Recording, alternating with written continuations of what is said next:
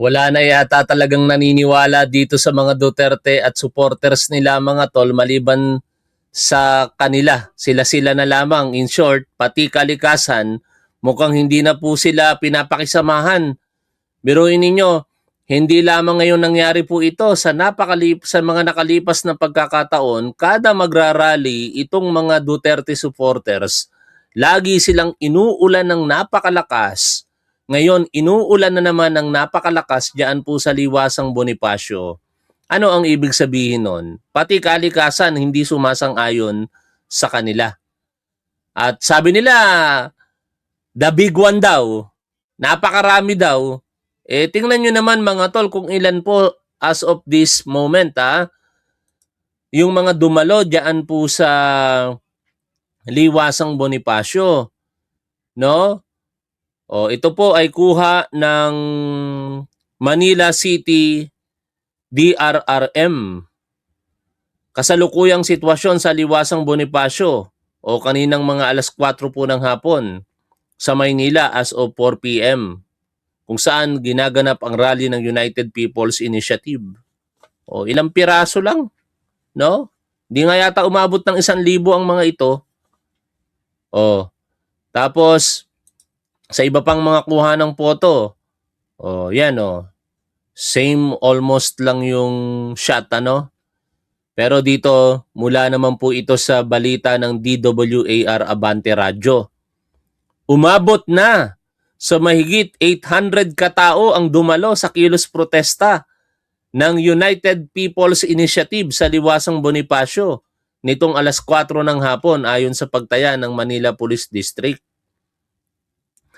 At sabi nga nila, ito daw po ay lalahukan ng Iglesia ni Cristo. Pero mukhang wala naman po tayong nakitang mga senyales ng Iglesia ni Cristo sa kanilang mga damit. O yung mga bandila na iwinawagayway po dyan o yung mga symbol na iwinawagayway po nila dyan. Pero meron pong kapansin-pansin sapagkat ito po ang kulay ng Iglesia ni Cristo No? Pula, berde at puti. Sa balita po ng ABS-CBN News, pananagutan ng panawagan ng mga individual na lumahok sa rally kontra korupsyon ng United People's Initiative sa Liwasang Bonifacio. Ito pong United People's Initiative, ito po yung grupo na pinamumunuan nitong si retired General Romeo Pocis, na kumakaharap po sa kasong cyber libel at saka paglabag sa Article 154 ng Revised Penal Code o pagpapakalat po ng fake news. Ito po yung mga nakalagay sa placard nila na may kulay po na red, green, and white. Hindi Iglesia ni Cristo. No? Wala tayong nakikitang miyembro ng Iglesia ni Cristo. Kaso lang yung kulay ng Iglesia ni Cristo mukhang ginamit ng ilan sa mga rallyista po dito. BBM, tama na, sobra na, bumaba ka na. Naku ng tetang na yan. Pabababain ninyo. Tapos ang ipapalit ninyo yung vice-presidente na ang isipan kriminal. Ngayon kumakaharap sa impeachment trial. Hindi lamang isang artikulo, kung hindi 4 na artikulo. 4 articles of impeachment kinakaharap ni Sara Duterte para sa mga reklamong pagbabanta, di maipaliwanag na yaman, panunuhol, at di tamang paggasta ng confidential funds. Tapos, siya ang gusto nyong pumalit? Hindi naman kayo mananawagan ng ganyan kung iniisip ninyo kung sino yung papalit, di ba? Kaya nga, to be honest with you, ang mga kakamping Katdilaw, bagamat ayaw nila kay Pangulong Bongbong Marcos, meron na rin mangilan-ngilan na gumugusto, pero marami pa rin na ayaw talaga kay PBBM na mga kakamping Katdilaw. Pero wala silang magawa. Kasi alam nila na kapag sila'y nanawagan sa pagbibitiw ni Pangulong Bongbong Marcos, ang papalit yung mas kinaiinisan at kinaayawan po nila, si Sara Duterte. Ito pa. Mga ospital, walang gamot dahil budget binulsa ng mga kurakot. Hindi po totoo yan. no? Sa katunayan, ngayon nga lang sa gobyernong ito nagkaroon po ng zero billing sa mga public hospital, 'di ba? Saang gobyerno ka nakakita na kapag ka ikaw ay na-ospital sa pampublikong hospital, wala ka nang babayaran, missing kong duling, ika nga. Oh, tanging nasimulan yan sa panahon ng ating Pangulong Bongbong Marcos. Tapos palalabasin nila na walang kwenta ang medical programs ng administrasyong ito. Sa katunayan, ang dami na nga pong pinasinayaan ng ating Pangulo ng mga programa na may kaugnayan sa usaping pangkalusugan. Yung isang malaking building diyan po sa Quezon City, ano ba yon? Kidney Center ba yon? Hindi ko maalala yung partikular na tawag eh. O pinasinayaan kamakailan lamang ni Pangulong Bongbong Marcos. Ilang palapag po yun. O.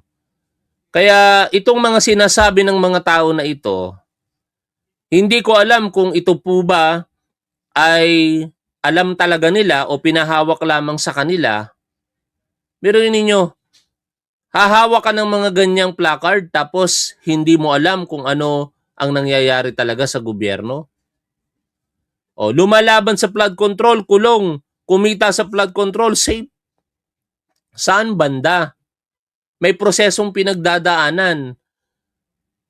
Yung lumalaban sa flood control na sinasabi niyong si Rodante Marcoleta, nakulong siya, hindi dahil sa flood control kung hindi sa pagtanggap ng 75 million pesos. Saan ka naman nakakita, kongresista ka, tatanggap ka ng 75 million pesos? Tapos, hindi mo idideklara sa iyong yaman? Hindi mo rin idideklara sa iyong gastos sa pangangampanya? Ang layunin noon, tulungan ka sa pangangampanya, bakit mo hindi idineklara? Ibig sabihin, maaaring may katotohanan ng akusasyon ng ombudsman na yan ay pinag-interesan at gustong maging tagong yaman. Kaya ill-gotten wealth ang nangyari. Nauwi tuloy sa kasong plunder at nandamay pa. Dinamay pa ni Marcoleta yung kanyang mga donors. Si Mike Defensor, Joseph Espiritu, Aristotel Biray. Si dating Senador Bong Revilla, nakakulong na dahil sa flood control. Kakampi ng administrasyon. Walang sinisanto, walang sinisino. Si Jinggoy Estrada, nakakulong na rin. Naging kalaban nga lang ng administrasyon. Itong sina Joel Villanueva, Chis Escudero, Martin Romualdez, nagpapatuloy ang investigasyon na isinasagawa dyan ng ombudsman. At kinalaunan, naniniwala ako makukulong din ng mga yan. Ang dami-dami ng mga nakulong. Ang mag-asawang Diskaya, ang dating secretary ng DPWH na si Manuel Bunuan, ang mga DPWH district engineers, ang dating, bagamat nailagay sila sa witness protection program at naging state witness, itong si Yusek Bernardo. No? Pero hindi rin natin sure kung talagang totally absolved na yan sa mga krimen. Di umano na nagawa nila kasi hindi naman porket state witness sila dito sa Bulacan, state witness din sila sa Mindoro o kaya yung iba pang mga lugar na maaaring sangkot sila. Malalaman po natin yan lahat. Kaya wag nilang palabasin na walang ginagawa ang gobyernong ito. Pondo ng PhilHealth para sa may sakit sa bulsa ng mga ganid nakasilid. Walang katotohanan. No? Hindi po totoo na yung pondo ng PhilHealth binulsa ng mga balasubas. Yon ay naibalik na nga sa PhilHealth. No? Kasi ang intention sana doon ng gobyerno magamit sa ibang kaparaanan para hindi po natetenga yung pondo. Para mas magagamit at maging kapakinabangan pa sana ng mga kapwa natin Pilipino. Pero, siyempre, pinag-utos ng partikular ng Korte Suprema na hindi tama yung paglilipat. Pero wala namang illegal doon sa ginawa. Otherwise, sana nakasuhan. Kung sino man yung mga nasa likod noon, binasura nga ng Korte Suprema ay ng Ombudsman yung mga reklamo laban kina Executive Secretary Ralph Recto, di ba? No? Kaya itong mga pinagsasasabi ng mga reliyista na ito diyan po sa Liwasang Bonifacio ngayon, lahat po iyan, naratibo lamang nila para siraan ang kasalukuyang gobyerno. Para palabasin na walang ginagawa ang gobyernong ito at para mapabuti kuno yung vice presidente na sa katotohanan humaharap sa impeachment trial. Yun, hindi maikakaila. Paano niya ikakaila yung articles of impeachment sa pagbabanta? Yung mismong mga abogado niya nga, inamin na mismo sa pamamagitan ng pagpapalabas ng video ni Zuleika Lopez. Hindi direktang inamin, pero the moment na ipinalabas nila yung video ni Zuleika Lopez, ibig sabihin nun, ina-admit nila na may video na ganoon at bahagi ng video na yon yung kay Zuleika Lopez at kaya nga daw po nagawa ni Sara Duterte dahil doon sa panggigipit di umano kay Zuleika Lopez at pagbabanta sa buhay ni Sara Duterte. O, di ba? Walang denial, wala man lang ibang ginawang pagdepensa kung hindi sabihin na justified daw yung action ni Sara Duterte. O, di ba? O. Tapos ang masakit na katotohanan ngayon dito, mga tol. Sa bagay, hindi naman tayo taga City of Manila. Pero ang kawawa dito, mga taga City of Manila na nagbabayad ng buwis sa Manila. Biruin mo, imbis na itong mga taga Manila City Hall, yung mga kawani po ng City Government of Manila, nakakapag-focus sa kinakaharap po nating pagsubok sa kalikasan ngayon.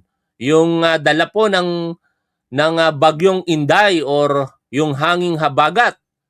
'Di ba? Pinaghahanda po ang ating mga kababayan para sa isang malakas na pag-ulan. May mga na-receive nga akong message mula po sa NDRRMC na merong mga warning signs at pagbuhos ng malakas na ulan. Oh. Tapos andito ngayon yung mga kawani ng Manila, sila pa ang inaasikaso.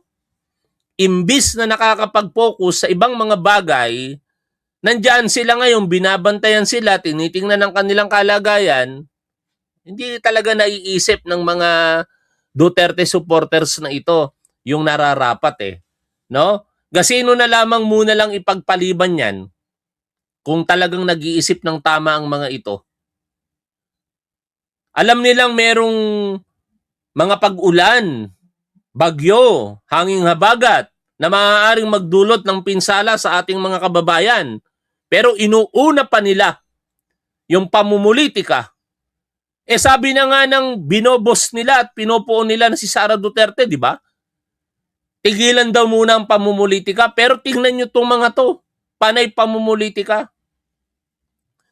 Ayon dito sa Bombo Radio Philippines, patuloy na binabantayan ng Emergency Medical Services ng Manila City DRRM Department ang kilos protesta ng United People's Initiative sa Liwasang Bonifacio para sa agarang pagtugon sakaling magkaroon ng emergency o medical na pangangailangan. Perwisyo. Sa totoo lang, perwisyo mga tol, imbis na nakakapag-focus itong mga taga City of Manila employee sa kanilang mga constituents na maaaring maapektuhan ng malawakang pag-ulan, nandyan sila ngayon, inaintindi pa ng LGU ng Manila. Dumating din sa protesta na yan, ang anak ni Senador Rodante Marcoleta, understandable naman yan. Siyempre, ipapakita niya yung suporta sa mga rally na ito na naglalayong pababain si PBBM dahil sa ilalim ng pamumuno ni Pangulong Bongbong Marcos, hindi naging untouchable ang isang Marcoleta. No? Yung week na sinasabi nila, hindi umubra ang mga Marcoleta. Kulong si Marcoleta. Even ang Iglesia ni Cristo, hindi nakaporma sa administrasyon ng ating Pangulong Bongbong Marcos. Ayon po dito sa GMA Public Affairs, Representative Paulo Marcoleta, nakiisa sa protesta sa Maynila.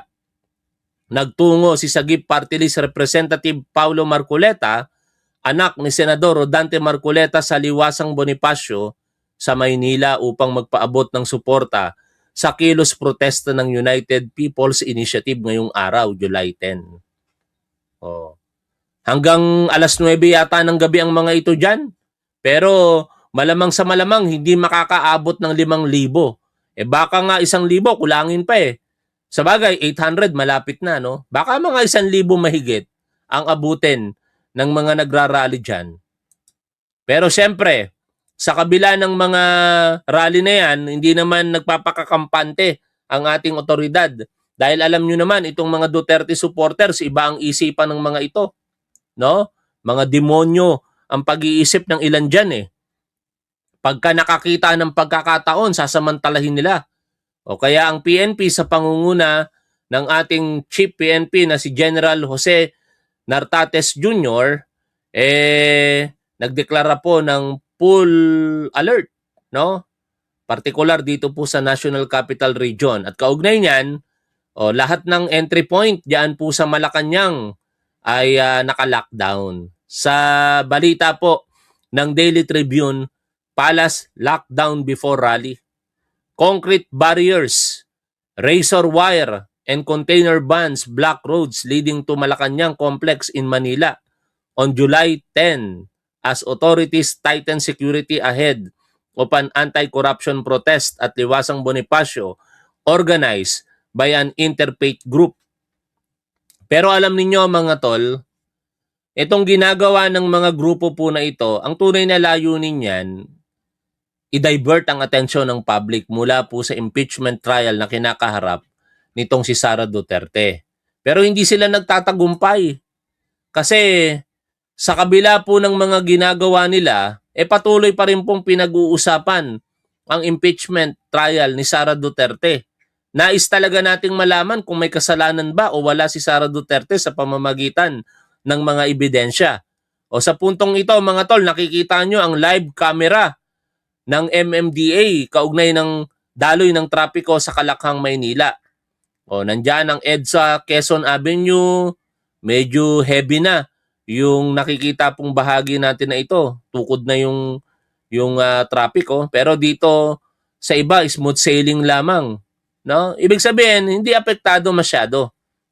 Kahit araw ngayon ay Biyernes. Sabagay, marami rin pong factor kung bakit lumuwag ang trapiko ngayon dahil sinuspend na rin yung klase ng mga estudyante. Pero ulit, ang pakiramdam ko kaya nagrarally ang mga ito para lamang i-divert ang atensyon ng publiko mula sa impeachment ni Sara Duterte, ngunit hindi sila magtatagumpay sapagkat maraming mga Pilipino, majority po tayo, ang interesado sa outcome ng impeachment ni Sara Duterte. At kaugnay niyan, pakinggan po natin ang naging interview sa isang abogado kaugnay po ng impeachment trial ni Sara Duterte. Attorney, ano ang kung meron man kayo siguro gustong ibahagi, ano yung masasabi ninyo na naging na-accomplish ng prosecution team? Kung meron ding sigurong gusto kayo ibahagi na gusto pang pagpatuloy sa unang 3 araw po ng impeachment trial, Attorney Tolosa. I think una-una ho, pinaka-importante no, na ma-emphasize ho dito is natutuwa ho kami na finally natuloy na ho yung trial ho mismo, no, yung mismo paglilipat. Yan ang talagang ikinatutuwa nating maraming mga Pilipino. Sa kabila ng mga impluwensyang ginamit ng iba't ibang sektor o grupo na sumusuporta sa mga Duterte, hindi nila napigilan at ngayon naging realidad na ang impeachment trial kay Sara Duterte. Di ba? Nagrally dati ang Iglesia ni Cristo para pigilan ang reklamo kay Sara Duterte sa impeachment. Tapos, ang daming effort na ginawa ng mga sumusuportang partikular, mga senador, diyan po sa Senado para lamang hindi matuloy. Nagtagumpay sila nung nakaraang taon. Subalit hindi natutulog ang paghahanap ng pananagutan at hustisya para sa pondo ng bayan. Kaya ito, tuloy na. Nakatatlong araw na tayo na sinubaybayan ang impeachment trial ni Sara Duterte. No, dahil matagal na po itong hinihintay at pinaghahandaan ng prosecution, no? At sa pagsalang naman ho ng una naming testigo, Kami din ho ay natutuwa na maging maayos ho yung proseso at naging yung goals ho nitong first witness na to, why we presented him as a witness, we think we were able to achieve it, naging malinaw. Maisingit ko lang ito mga tol. Hindi ko kasi nabanggit ito sa mga nakaripas na live stream natin, hindi ko napuntuhan ng todo eh. No? Yung katangahan ng ilang Duterte supporters para paniwalain na ang photocopy ay hindi daw po sapat na ebidensya at pinopiloso po pa nila na hindi daw ito maihahalin tulad sa isang orihinal na dokumento. Kaya ang ginawa ng mga tatanga-tangang DDS, may mga nagpa-photocopy ng pera. Yung isa pa nga doon na nagpa-photocopy ng pera, kilalang vlogger ng Duterte. Hindi nila alam na yung ginawa nila ay paglabag sa batas. No? Alam niyo, pag kayo po ay nagpakatanga, malamang sa malamang haharap kayo sa kaso. Tapos pag nagkakaso kayo, sisisihin nyo na naman ang gobyerno. Ika nga, ignorance of the law excuses no one from compliance therewith. No? Oh, kaugnay ng photocopy, tingnan nga natin yung post ni Fiscal EJ dyan. Itong nakikita po ninyo sa kaliwang bahagi. Ito, sikat na vlogger ito ng DDS kung hindi ako nagkakamali sabi po dito sa legal explainer ni Fiscal EJ, bawal bang ipotocopy ang pera? Ha? Makinig kayo mga tatanga-tangang DDS baka nagpapapotocopy kayo ng pera katulad ng ginawa ng mga tangang ito. Sa mga nangungutya kay Atty. Ligutan sa pamamagitan ng pagpo-post ng Xerox o photocopy ng Philippine banknotes para sabihing mali ang kanyang pahayag, baka gusto nyong mag-ingat. Ang bait naman ni Fiscal EJ, pinag-iingat pa kayo Ang sinabi ni Atty. Ligutan ay tungkol sa rules on evidence na ang photocopy ay maaaring ituring na orihinal para sa layunin ng pagtanggap nito bilang ebidensya sa korte. Hindi niya sinabi na legal ng magpa-photocopy ng pera. Tapos yung mga tatanga-tangang DDS naman, nagpa-photocopy para mangasar. Ano kapalit niyan? Pag kayo sineryoso dito ng Bangko Sentral ng Pilipinas, mag-iiyakan na naman kayo. Sasabihin nyo na naman, ginigipit kayo ng gobyerno. Mga tanga pala kayo. Paano kayo gigipitin? Kayo nga lumabag sa batas. Ito po yun Sa katunayan, sa ilalim ng BSP Circular number 829, ipinagbabawal ang pag-photocopy o anumang reproduction ng Philippine banknotes, colored man o black and white kung walang prior authority mula sa Bangko Sentral ng Pilipinas. Tapos ginawa nyo magpa-photocopy? Tanga talaga kayo. At kahit may pahintulot ang BSP, ayon sa Section 9, limitado lamang ito sa mga layuning tulad ng educational, historical, newsworthy, o coin, and current collecting purposes. At kailangan ding sumunod sa mga itinakdang kondisyon. Walang nakalagay dyan na political satire, pwede. Nag-iisip ba kayo mga tangang DDS? Bago nyo ba pinapotocopy yung pera, pinag-isipan nyo ba muna yan? Hindi kasama sa exemption yung political satire. Sasabihin nyo lang, hindi, political satire lang po ito. O kaya, expression lamang po namin ito. Freedom of speech. Pwede nyo bang idahilan yan? Hindi. Ang paglabag ay may kaukulang parusa. Sa ilalim ng Section 26 of BSP Circular number 829, in relation to Section 50 of Republic Act number 7653, ang sino mang lalabag ay maaaring makulong ng 5 hanggang 10 taon. Nakikita ninyo ngayon? Tapos, pagtatawanan nyo pa si Atty. Ligutan, hindi nyo iniisip na kayo ang katawa-tawa at posible baka nakakaawa kayo kinalaunan? Habang sinusubukan ninyong kutyain si Atty. Ligutan ayon kay Fiscal EJ pa, gamit ang photocopies ng banknotes, tahasan naman kayong lumalabag sa BSP regulations. So, bago mangutya, mag-research muna para hindi makasuhan. Ha? Sana mga DDS, hindi kayo makasuhan. Kasi pag sineryoso kayo dito ng Bangko Sentral ng Pilipinas, makakasuhan talaga kayo. Tapos, iiyak-iyak kayo dyan. Ang isisigaw ninyo, ginigipit kayo kasi critical kayo sa gobyerno. Walang problema sa pagiging critical sa gobyerno kung kayo sumusunod sa batas. Nasa demokrasya tayo. Pwede nating i-express ang ating mga saloobin laban sa gobyerno basta sa tamang kaparaanan. Ang problema sa inyo, express kayo ng express ng nararamdaman ninyo, lumalabag naman kayo sa batas, anong gusto nyong gawin sa inyo? Exempted kayo? Above the law ba kayo? Wala yung pinagkaiba sa mga nakasuhan ng cyber libel eh. Katulad nila Jay Sonsa, katulad nila Jeffrey Celis, ng mga 18 marites at nadagdagan pa, Levito Baligod at iba pa. Oh. Kung ginamit nyo lamang yung tamang kaparaanan sa paglalabas ng inyong mga saloobin, hindi kayo sana haharap sa kaso. Katulad ng ginagawa namin. O, kinikriticize ko dito ang mga Duterte. Pero lumalabag ba ako sa batas? Wala. Wala akong nilalabag sa batas dito. Kahit sabihin kong mamamatay tao si Rodrigo Duterte, hindi ko nilalabag ang batas kasi nakalagay sa balita, inamin niya mismo na siya'y mamamatay tao. Kapag sinasabi kong tinawag ni Ramon Tulfong baliw si Sara Duterte, may paglabag ba sa batas? Wala. Kasi mababasa natin na pinost ni Ramon Tulfo at tinawag niyang baliw si Sara Duterte. Kapag sinabi kong nambugbog ng tao o bugaw itong si Congressman Paulo Duterte, may nilalabag ba akong batas? Wala. Dahil nilaman ng balita na noong February 2025, binugbog di umano nitong si Pulong Duterte na nakita sa CCTV ang isang bugaw. O, yun yung mga punto. Pwede nating i-express ang ating kritisismo kahit kaninong politiko, pero dapat isinasaalang-alang po natin yung ating pagsunod sa batas.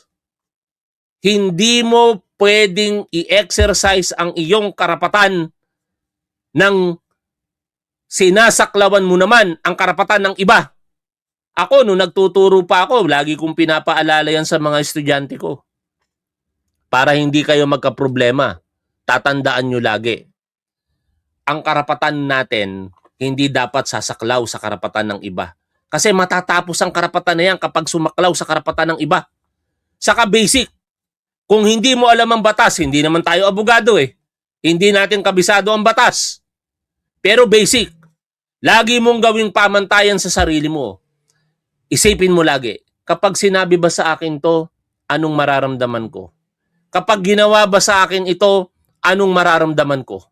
Kapag ang sagot, masasaktan ang damdamin mo, masasaktan ka physically, may paglabag sa batas, kaya wag mong gawin yon sa iba. Pero ano ang ginagawa ng mga Duterte supporters po na ito? Hindi nila iniisip yung kanilang mga sinasabi muna. Meron pa nga dyan, ewan ko kung totoo.